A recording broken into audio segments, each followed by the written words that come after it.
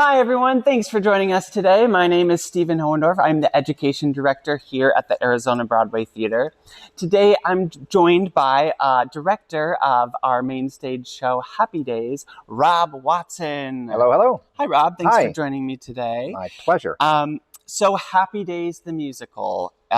Everyone knows Happy Days. It seems to be part of American pop culture, especially the fans, right? Mm-hmm. How familiar were you with Happy Days, the TV show, before you were selected to be the director of this production? Pretty darn familiar, actually. I was born the year that it aired for the first time. So my childhood years were the childhood years of Happy Days. Mm-hmm. So I watched it in its original run. I continued to watch it through syndication. It's just a great show. I've always loved it. For those of you that don't know, Happy Days, there are 11 seasons of the TV show. So as a director, Rob, researching before production, where did you even begin?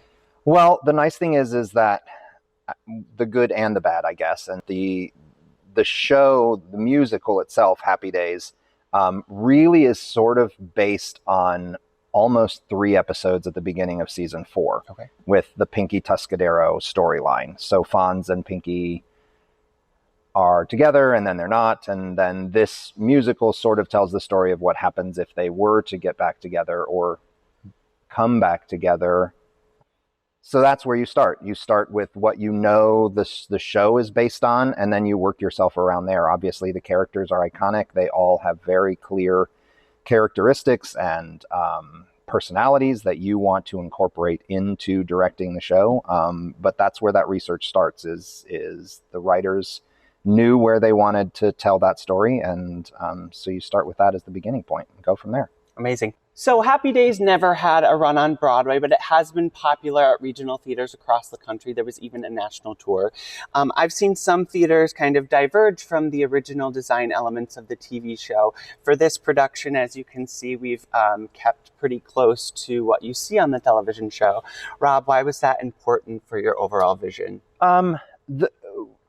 The overall vision of the show really boils down to sort of one word, and that's nostalgia. You know, we wanted people to come into the theater and feel like they were at Arnold's. You know, because it's a dinner theater, we can combine that sort of nostalgic feeling with their dining experience here. So it's like, hey, we're having dinner in Arnold's, because it's what they see as soon as they do. But that nostalgia, like, there is a very primal reaction to that for people. And when they see this set and, you know, remember having watched the show and lived through all of that, that's a really important feeling for them. And that takes them back to better days, better times, better feelings. And all of that is really important to sort of set the mood for the fun that is this show. Absolutely. So it was great to have a great collaboration with the scenic designer and all of those departments to really make that world that they are so used to from the television show come to life for them in a way that maybe they've never experienced before.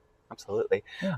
Along the same lines, with a show that has so much history, is so iconic, is so memorable to so many in the audience, were there any challenges you faced bringing to life something that is so already well known? Well, sure. I mean, anytime you bring together a group of actors with a show that is not sort of, I mean, it's historically based in a way, but it's not factually based because Happy Days is still a fictional world. But actors want to have the freedom to do their own interpretations of things a lot of times, to bring their own characterizations to shows and things like that. And so I'm sure because I don't know if you know this, but Stephen Hohendorf, Education Director, also plays Richie in the production, Richie Cunningham. So I'm sure you felt also that sort of watching the show to get that feeling of Richie, but still being able to bring a little bit of yourself to it. So marshaling and sort of walking the balance between that on the actor's behalf, really, it can be a challenge, but with our cast and with the way we set everything up, it did not become a huge challenge. And I think we've got some great blend between the characters that you know and sort of a fresh take on some of the characters that you know, especially since this show isn't based on any real episode that took place. It is sort of an imagined episode from the writers of something that could have taken place. So awesome. And then on the opposite side, were there any advantages to having so much reference material? Oh, sure. You can just say, hey, go watch the TV show and then come back and do that. Right.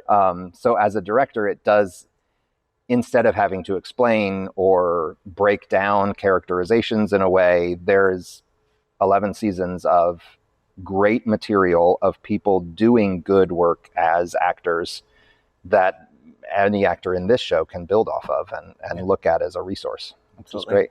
Now, there seems to be a trend in theater these days. It seems like every movie, every television show is becoming a musical. What advice would you give to an actor or director in a similar situation, bringing something to life that already has kind of a history? Oh, gosh. That's a really good question. I would say don't do it, because I'm a purist by nature. I don't necessarily think that a lot of those kinds of things need to be messed with or changed or adapted. Whenever I see, the Disney animated films that are brought to new life and they add songs and new characterizations and storylines, I have to ask what was wrong with the original and why are you messing with it now?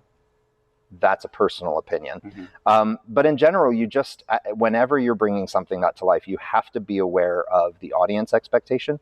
You have to be aware of the fan base in terms of, for a show like this, it's vast because it's, this was 40 some years ago that the show was on TV for a very long time.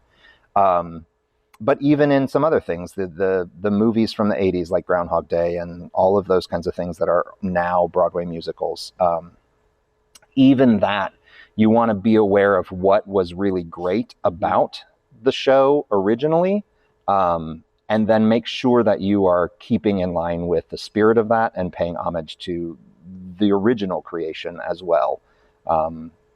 Flying it off the handle and going off on really weird tangents generally will tend to alienate the audience that really loves that material. And even though they've paid their ticket price to come in, they might ask for it back if they don't like what they see. Good point. Yeah.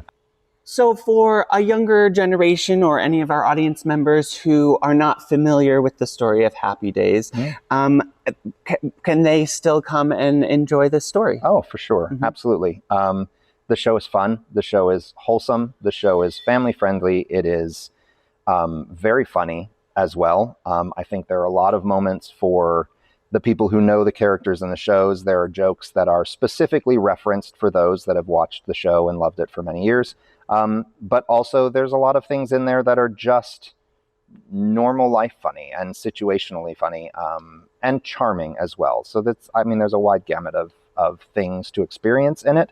I tend to direct things as if I'm a 10-year-old child seeing things for the first time. And so there's a lot of great humor and sense of humor in it, as well as that sort of heartwarming feeling of experiencing that. So it's a great show for anybody, whether they know the history of that show or not.